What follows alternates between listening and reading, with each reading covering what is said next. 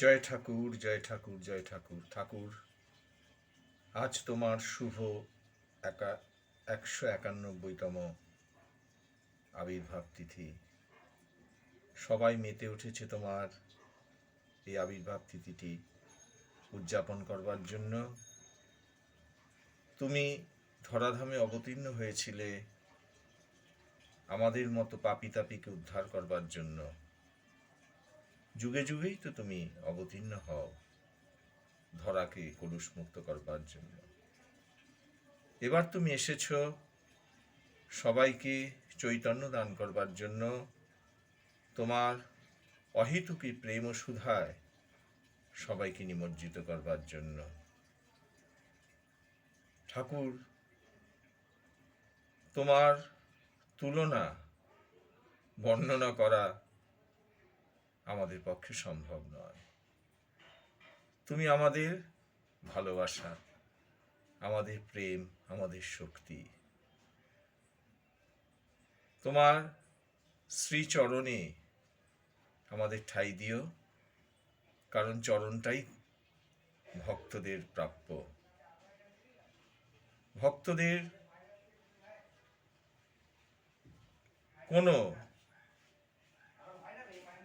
ক্ষমতাই নেই তোমার ওই গলায় পুষ্পমালাটা পরাবার, কিন্তু ভক্তরা তো চতুর, কারণ যে জন শ্রীকৃষ্ণ ভজে সে অতি চতুর। তুমি তো সেই শ্রীকৃষ্ণ গোপাল।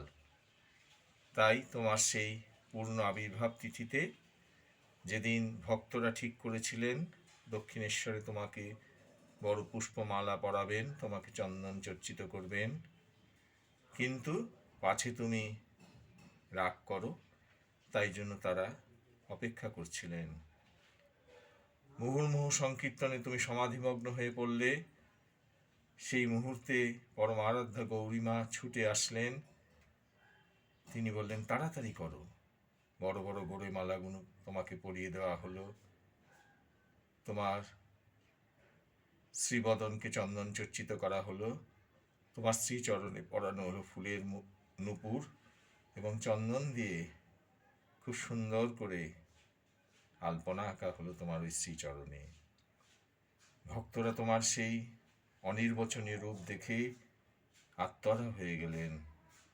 বর্ণনায় পেয়েছিলাম, আমরা তো সেই সময় আসিনি, এখন সেটাকে অনুধাবন করছি। তুমি যে আমাদের প্রাণের ঠাকুর, তোমার সমাধিমগ্ন হলো, তুমি একটু কপট রাগ দেখিয়ে কপালের চন্দন পুছে ফেললে, গলার মালা ছিঁড়ে ফেললে, কিন্তু নিচের দিকে তাকিয়ে হাঁটুর নিচে আর কিছু করতে পারলেন না। তুমি খুলতে পারলে না তোমার ফুলের নূপুরটা, পুছে ফেলতে পারলেন না পায়ের চন্দনের সেই আলপনাটা, কারণ ওটা তো তোমার নয়, ওটা আমাদের সকলের। সুতরাং চরণটুকু দিও প্রভু, শ্রীচরণে ঠাঁই দিও, হাত ধরে নিয়ে চলো, চৈতন্য দিও, যা তুমি চেয়েছিলে আমাদের সবাইকে চৈতন্যময় করো।